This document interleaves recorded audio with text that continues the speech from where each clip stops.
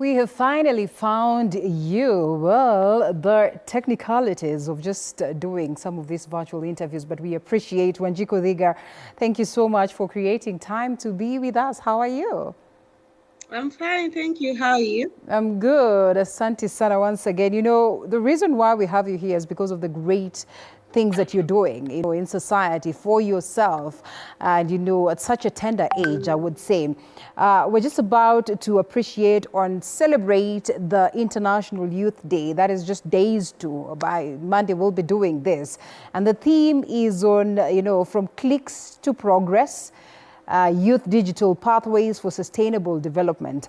I picked this theme to begin this conversation tonight. Why? Because I realized that during your times, that is the time that you were campaigning for the MCA position, you hugely leveraged on, the opportunities that are there online to campaign. What would you make of this very, very important theme, especially at this time and age where things are moving very fast thanks to technology? Thank you for having me. And I'm really honored to speak about this year's theme. Relating it to my campaign, I really used digital media to really catalyze and accelerate my campaign, especially because I was running against 19 candidates. 17 of them were older male and 2 were senior women. Word. And you see, this is not their forte. So I used digital campaign to also reach more masses that I couldn't reach by myself and on foot. You see, older or senior candidates have money that young people we don't have. But where we are able to beat them is our knowledge and how we articulate and how tech savvy we are. So I use digital platforms to really push my campaign. And I was really, and it really made me popular. And that thankful to, young people who are on ground, they really also helped to accelerate my campaign.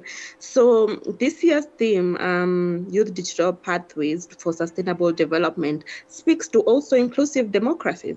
We've seen even right now, the Gen Z movement really accelerated because of digital platforms. You saw how they used TikTok. TikTok is now an emerging social media app that is catalyzing democracy. So we are seeing even with the Gen Z movement that it used TikTok to really champion or create awareness to their plight and what they would like to see their leaders do. Okay. So I'm so grateful that we have digital platforms today, and they are really helping young people be able to reach milestones, places that we can't reach because we don't have the money to.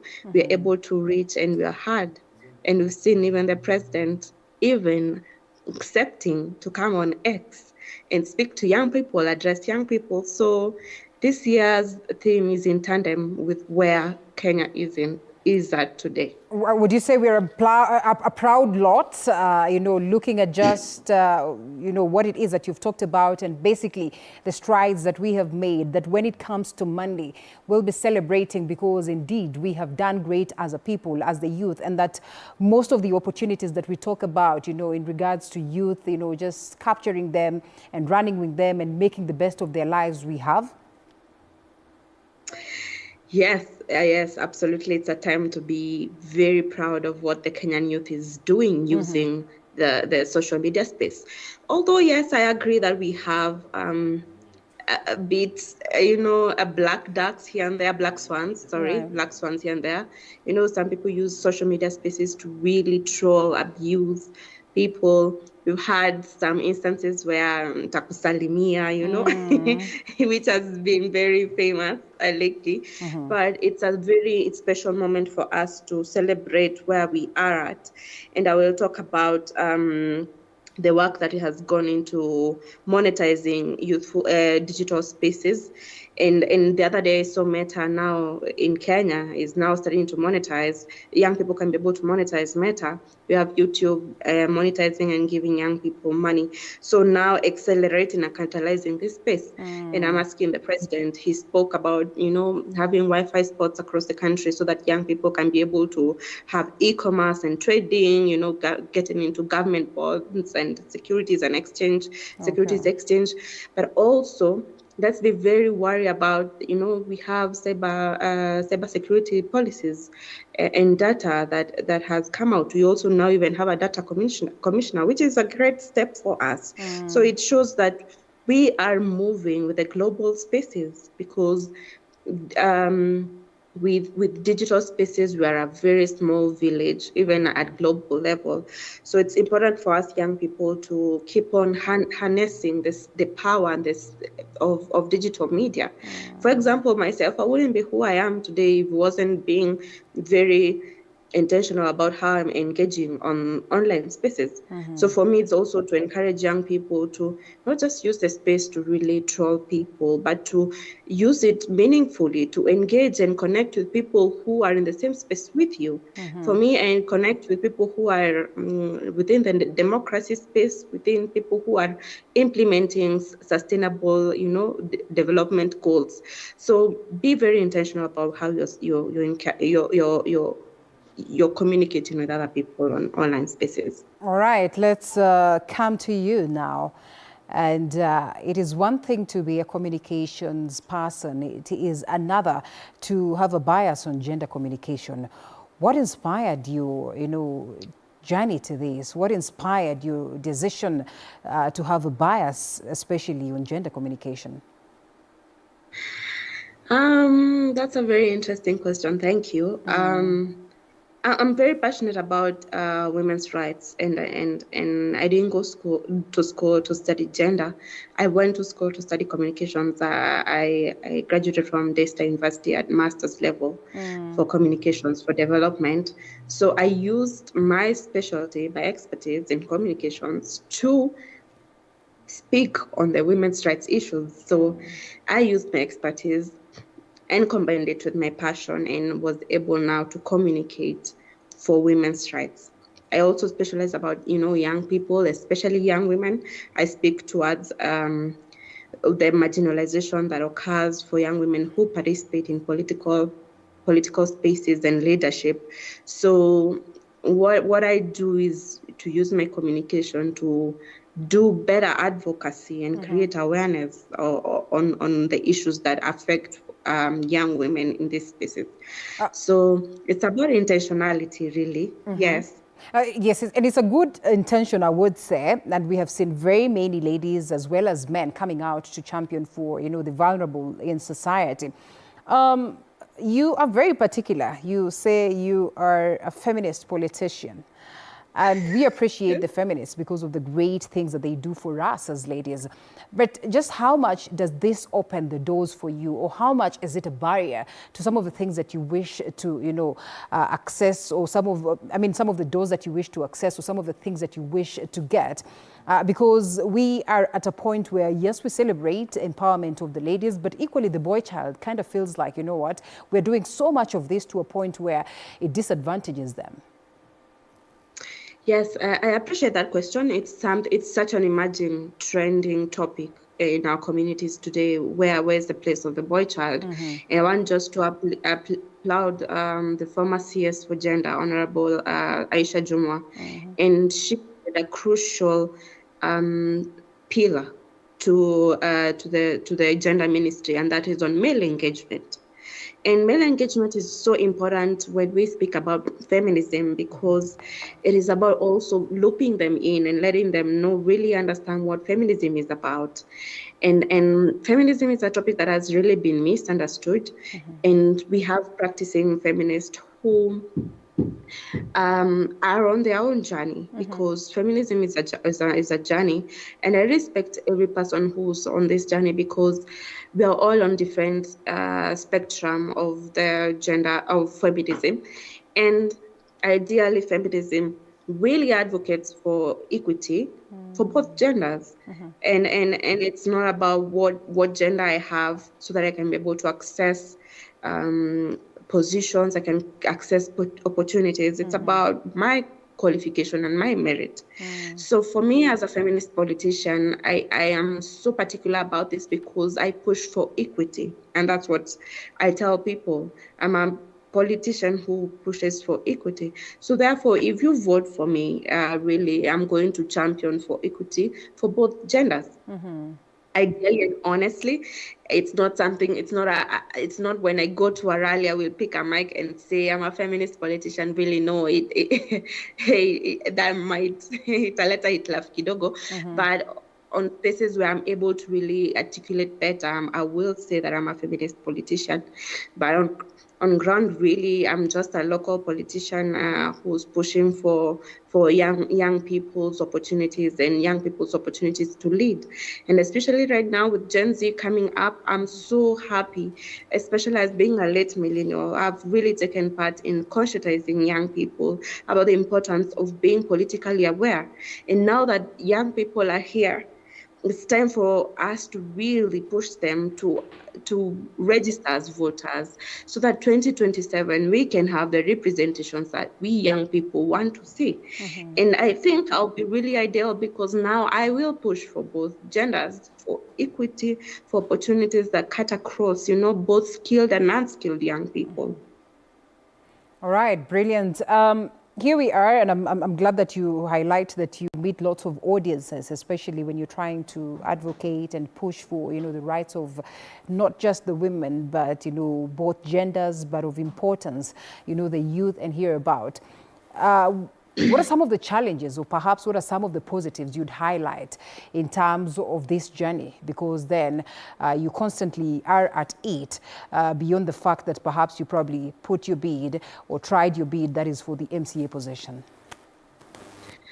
The most important part, I think, is civic education that I offer. And mine, I say it's different. It's not civic education, but it's political education.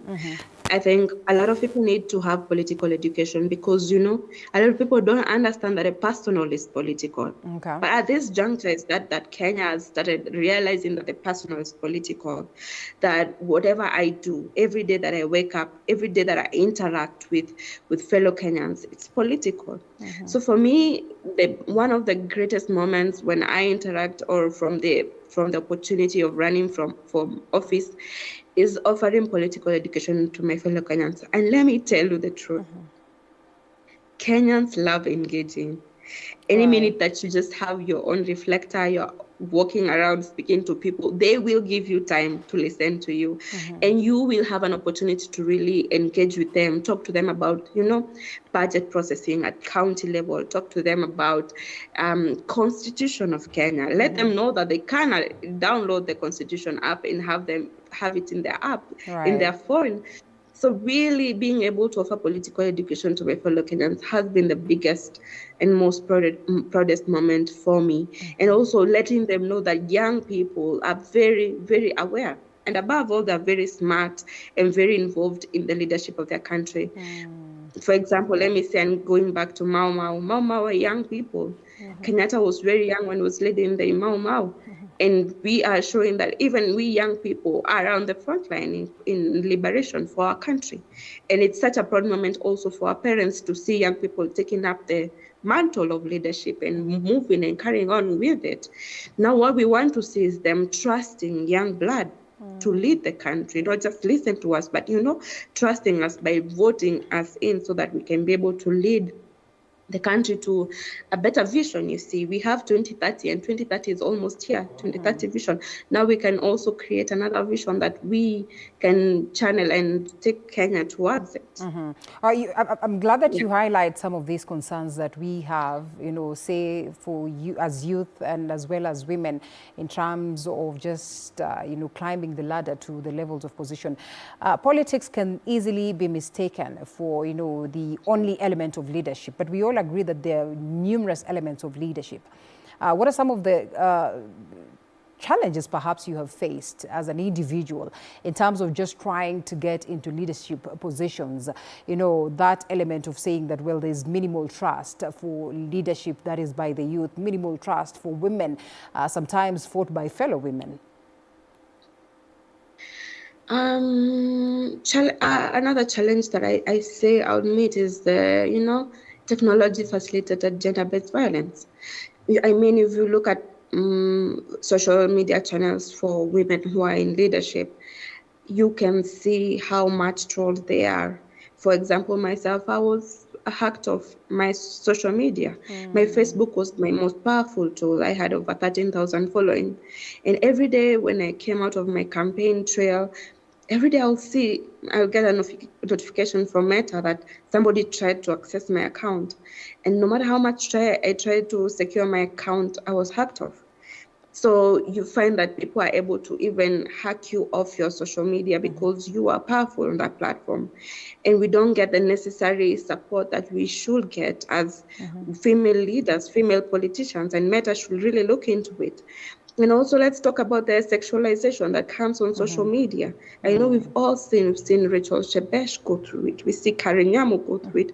We see Honorable Millicent Omanga go through it. We see Honorable Pasaris go through it. We see Honorable Njeri Maina go through it. So technology facilitated GBV is really pervasive, and there's nothing else you can do about it except really try to defend yourself or just let it go. Laugh about it and move on, not move on. But honestly, people think that it doesn't hurt, but it is, because at the end of the day, politicians are human beings and they have feelings. And every day we churn out more bullies online and on these spaces. And because people feel like nobody can hold me accountable. Accountability on online spaces is negligible. So people feel they can say whatever they want to say. And that is so sad. And I wish we took the spaces to offer positive criticism. Right. Or offer gap, or show, highlight gaps and give recommendations on how we can better do things or better lead. And even just making memes and making caricatures of our politicians, our female politicians, is quite discouraging. I wish we could use online spaces for really creating warmth and really supporting and garnering support for female politicians. All right. And here we are. We come to this great initiative that you are running, Gears for Change initiative. Talk to us about that. I mean, when you say gear, or if someone hears gear, they almost feel like it's gears, dressing up and all that. So what about Gears for Change initiative? I've actually never even thought about it in that way. Thank you for bringing up that perspective. But Gears for Change, it's really, maybe, let me say, cogs, or, gears that are bringing change in our communities. So Gears for Change is a community-based initiative that we offer in Jujasa County and Campbell County. And what we do is about good governance and social accountability. We really channel, and we have a project called To Begin an Officer Run, and it's really about educating and our community about county budget processing cycle. We talk about, engaging people with civic rights. And we also talk about politics and rights. And we really channel and push young women to run for political office. Today we only have 6% of young women in office. It's quite negligible, and we want to see that number rise higher. So it's a platform, it's an incubation leadership hub for young women. And also, speaking about reproductive health, young people are really misinformed. Yes, we do have the internet, but not everything that you Google is factual, is correct. So you see young people really stumble on information that is incorrect and make harmful reproductive health, sexual and reproductive health decisions. So it's just being that organization that is there to offer proper and informative education to its communities and really connect young people to opportunities that exist. Like, we have young people who have gone through care, and they have really been able to transform their lives. They've gone through tailoring courses, they've gone through beauty courses, and they're running their own initiatives. Like right now, when you learn how to do makeup and you have a TikTok channel, you really push, and we have young people who have really pushed their businesses and they're doing quite well. They're fashion designers to even honorable members today. So it's really it's a platform that connects young people to opportunities and connects the community to information, really. All right, and you encounter different levels of brains as a communication specialist. Just how do you fashion some of this information in that it's broken down? Because I can tell you that this is one of the conversations that we keep having here. And Hase is not so much so about politics, but most of the times we keep saying that, well, perhaps information has not been broken down for the sake of the people to understand better. So what are some of the challenges or the complexities that come along with, just breaking down this information for purposes of getting people to understand? Because remember, you're dealing with different age groups, you're dealing with different generations, and therefore it is one thing to get a Gen Z understanding this very quick. It is another to get the oldies actually to internalize this information that you sell to them. Yeah, communications for social impact has its own challenges. And you bring it up so well that we have different age groups and age sets that need different ways of communication. And that means that you really have to break down technical information into simple information so that other, different audiences are able to digest. So that means that sometimes, when we are sending SMS bulk messages, there's some sent in, in local language. That means that also we have to utilize local, media to be able to reach the senior members in our community. That means when we're going, we have to attend baraza meetings. So that's where we can access, senior community members and speak in churches and engage them on market days. So it means really being able to break down the information. You see, even like Constitution, I'm thankful to organizations like Uraya have even translated the Constitution to Kiswahili. So you're really able to, you see, there's some English words that are quite difficult to really translate in Swahili, but if you have a Constitution already in Swahili, you're able to really pick up the words really quickly and be able to really give civic education to our senior citizens.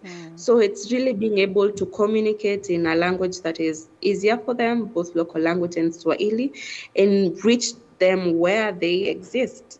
In the market, in barazas, in Nyumba Kumi initiative meetings, really. And also, I sit at the committee of a shelter house. So even when I'm able to meet, women who maybe have gone through GBV, I'm able to speak to them about their rights and how they can be able to access justice.